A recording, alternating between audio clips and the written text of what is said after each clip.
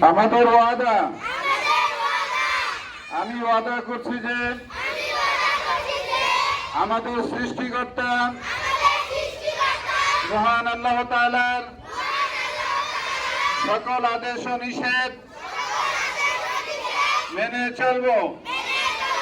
হযরত মুহাম্মদ সাল্লাল্লাহু আলাইহি ওয়াসাল্লামের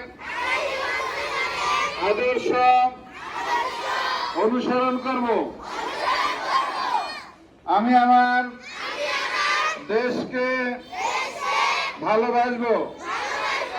মাতা পিতা, শিক্ষক ও বড়দের আদেশ ও নিষেধ মেনে চলব।